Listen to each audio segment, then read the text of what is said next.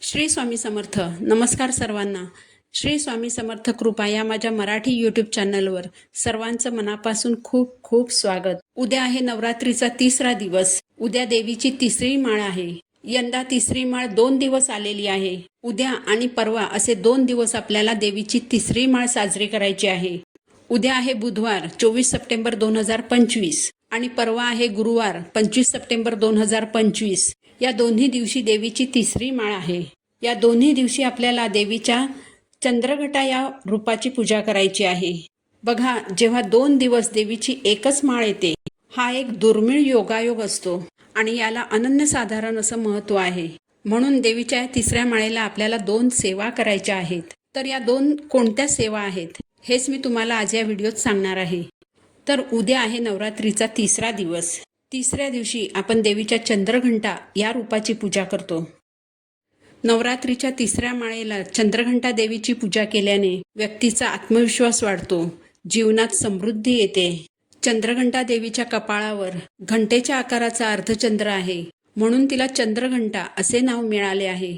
दुर्गा देवीचं हे तिसरं रूप अत्यंत सौम्य आणि शांत असून ती शौर्य आणि साहसाचं प्रतीक आहे.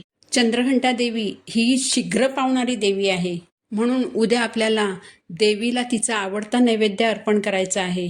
बुधवार आणि गुरुवार या 2 दिवसात कधीही तुम्ही देवीला हा नैवेद्य दाखवू शकता. आता तुम्ही जर घट बसवले नसतील तर हा नैवेद्य देवीला कुठे अर्पण करायचा? तर बघा, तुमच्या देवघरामध्ये तुमच्या कुळदेवीचा टाक असेल, मूर्ती असेल, लक्ष्मी मातेची मूर्ती असेल, फोटो असेल किंवा अन्नपूर्णा मातेची मूर्ती असेल, तर तुमच्या देवघरामध्ये सुद्धा तुम्ही हा नैवेद्य अर्पण करू शकता. तर उद्या आपल्याला देवीला नैवेद्य कोणता अर्पण करायचा आहे? तर दूध, खीर.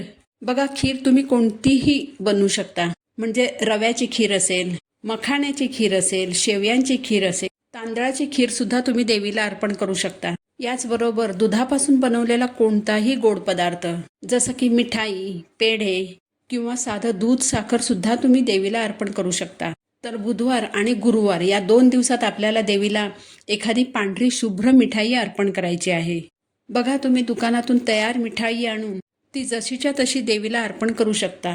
पण तुम्ही स्वतःच्या हाताने एखादा पदार्थ तयार करून तो देवीला अर्पण केला तर आपल्या मनाला सुद्धा आनंद मिळतो आणि देवीचीही आपल्यावर कृपा होते. आता मिठाई बनवायला तर आपल्याला वेळ नसतो, पण जर तुम्ही थोडासा खवा विकत आणून त्यामध्ये थोडीशी साखर मिक्स करून स्वतःच्या हाताने त्याला पेढ्यांचा आकार देऊन त्या पेढ्यांचा नैवेद्य जर तुम्ही देवीला अर्पण केलात तर त्याचा खूप आनंद आपल्या मनाला मिळतो. पण तेवढाही वेळ जर तुम्हाला नसेल तर तुम्ही खव्यामध्ये नुसती साखर मिक्स करा आणि नुसता तसाच खवा सुद्धा तुम्ही देवीला अर्पण करू शकता. याचबरोबर उद्या तुम्ही दूध किंवा दुधापासून बनवलेला एखादा पदार्थ दानही करू शकता. तर बघा, नवरात्रीच्या तिसऱ्या दिवशी तिसऱ्या माळेला एखादा पांढरा शुभ्र गोड पदार्थ दान करण्याला खूप महत्त्व आहे. बघा, फार मोठं काही दान करायचं आहे असं नाही. उद्याच्या दिवशी जर तुम्ही थोडंसं दूध किंवा थोडीशी मिठाई एखाद्या गरिबाला दान केलीत तर त्याचंही मन तृप्त होईल आणि तुम्हालाही पुण्य मिळेल. कारण बघा, अमुक एका विशिष्ट तिथीला जेव्हा आपण दान करतो तेव्हा त्याचं तुम्हाला जास्त फळ मिळत असतं. म्हणूनच असं म्हटलं जातं की दानासारखं दुसरं पुण्य नाही. त्या दिवशी ते दान केलं ना तर आपल्याला त्याचा खूप फायदा होतो. तर उद्या तुम्ही थोड्याशा दुधाचं नक्की दान करा. त्याचबरोबर उद्या आणि परवा या 2 दिवसात आपल्याला कवड्यांची सेवा करायची आहे. सगळ्यांनी त्यांच्या घरात देवीसमोर 7 कवड्या ठेवलेल्या असतात, कारण आपल्या कुळदेवीला कवड्या अतिशय प्रिय आहेत. तर या ज्या देवघरात ठेवलेल्या कवड्या असतात, ज्या आपल्या देवघरातील देवीसमोर ठेवलेल्या असतात, तर त्या कवड्यांवर आपल्याला सेवा करायची आहे. नवीन कवड्या आणून त्यावर सेवा करायची नाही. ज्यांच्या देवघरामध्ये कवड्या ठेवलेल्या नसतील त्यांनी नवीन कवड्या आणल्या तर चालतील. तर देवघरात देवीसमोर ठेवलेल्या कवड्या स्वच्छ करून घ्यायच्या. कवड्यांना हळद लावून त्या पिवळ्या करून घ्यायच्या.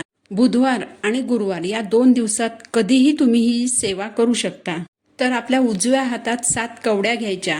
कवड्यांना धूप अगरबत्तीने ओवाळून घ्यायचं. आता सेवा काय करायची?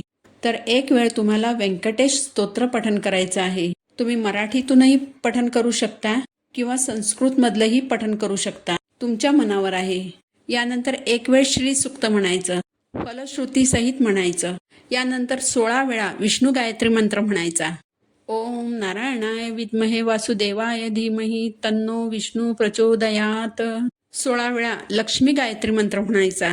ओम महालक्ष्मीचं विद्महे विष्णुपत्नीच्या धीमहि तन्नो लक्ष्मी प्रचोदयात. 16 वेळा कुबेर मंत्र म्हणायचा. ओम वैश्रवणाय स्वाहा. ओम ह्रीं श्रीं ह्रीं क्लीं श्रीं श्री वित्तेश्वराय नमः. एक माळ नवारण मंत्राची करायची. ओम ऐं ह्रीं क्लीं चामुंडाय विच्चे. तर कवड्या हातात घेऊन या सगळ्या सेवा करायच्या. सेवा करून झाली की कवड्या जागेवर ठेवून द्यायच्या. याचबरोबर उद्या तुम्हाला चंद्रघंटा देवीचा मंत्रही म्हणायचा आहे. अगदी साधा आणि सोपा मंत्र आहे. हा मंत्र चंद्रघंटा देवीला प्रसन्न करतो. मंत्र असा आहे, या देवी सर्वभूतेषु मा चंद्रघंटा रूपेण संस्थिता नमस्तस्यै नमस्तस्यै नमस्तस्यै नमो नमः. किंवा ओम देवी चंद्रघंटाय नमः.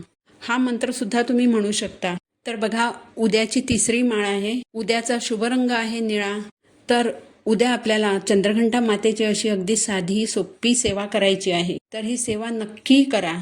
तर झालेली सेवा मी महाराजांच्या चरणी अर्पण करते. पुन्हा भेटू नवीन व्हिडिओ सोबत.